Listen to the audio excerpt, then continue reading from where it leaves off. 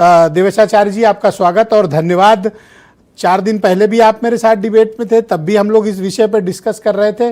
और अफसोस की बात यह है कि बड़े लोगों पर तो कोई एक्शन ही नहीं हुआ।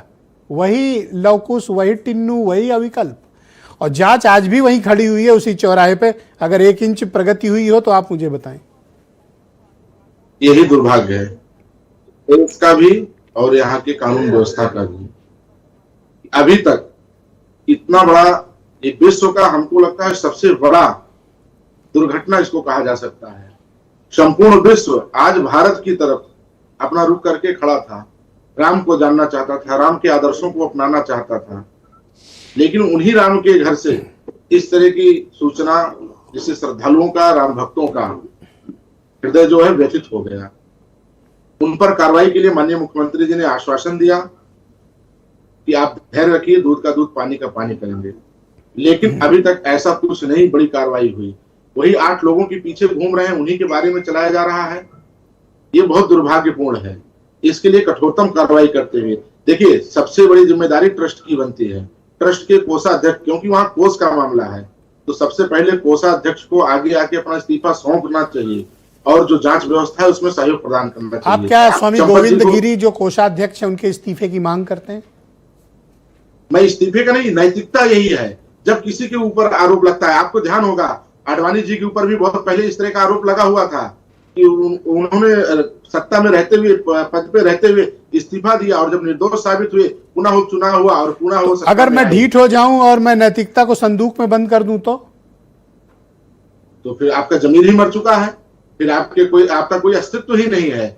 ऐसे लोगों का फिर समाज में कोई अस्तित्व नहीं है। मेरा अस्तित्व है, मैं कोषाध्यक्ष हूं, मैं स्वामी गोविंद गिरी हूं। चौराहे पे खड़ा करके गोली मार देना चाहिए ऐसे, जिनके पास नैतिकता नहीं है, जिसके पास जमीर नहीं है।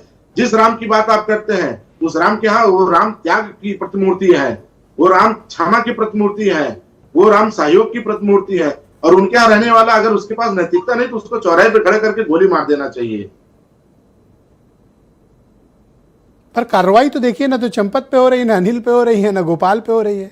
गोपाल तो मंगला आरती कराते कल दिखा मुझे। इस देश के कानून व्यवस्था की यही दुर्भाग्य है।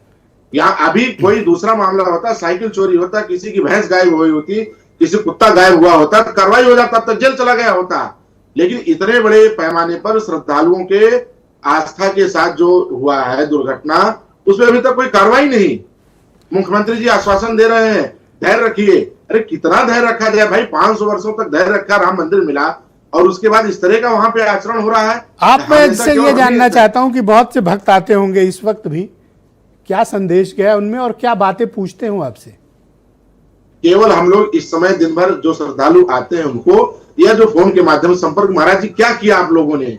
अब उनको क्या पता कि महाराज ने कुछ वहां किया? महाराज का वहां तक कोई पहुंच ही नहीं था। महाराज तो वहां जाने के लिए स्वयं सिफारिश करते थे, भाई हम भी सुगमता पूर्वक दर्शन करना चाहते हैं, तो उनको भी सिफारिश किसी न किसी से करना पड़ता था, चाहे वो ट्रस्ट का व्यक्ति हो, चाहे प्रशासन, जहां जिसकी पहुंच है वहां सिफारिश करके जाता था। लेकिन आम श्रद्धालु यही जानता है कि महाराज अयोध्या में रहते हैं तो महाराज लोगों ने ही किया है, मंदिर है तो मंदिर में महाराज लोग। लेकिन उनको ये नहीं पता कि राम मंदिर से किसी भी महाराज का कोई लेना देना नहीं है। वहां महाराज लोगों को देख करके चिढ़ाया जाता है। वहां हमारे लोग लाल पीला पहन के जाते हैं तो उनको हे दृष्टि से देखा। हाँ, जब वो आपको आमंत्रित करेंगे तब आपके साथ वो व्यवहार करेंगे, अन्यथा आपके साथ वो व्यवहार करने से भी कतराते हैं। मतलब मंदिर इनकी बपौती हो गई थी, निश्चित रूप से इनकी बपौती हो गई थी। इसीलिए राम जी ने कहा, जो अपराध भगत कर रही राम रोज पावक में सो जा रही।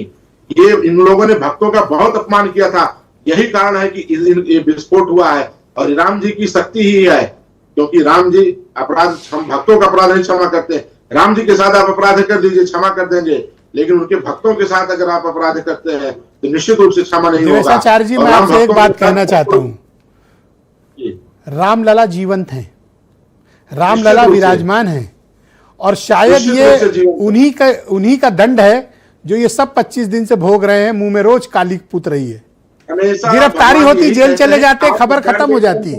ये प्रतिदिन का जो ये अपमान सह रहे हैं ना, ये बहुत बड़ी सजा है। निश्चित रूप से राम जी कहते हैं, हम आपके 99 गलतियों को क्षमा करेंगे, 100वीं गलती मत करना।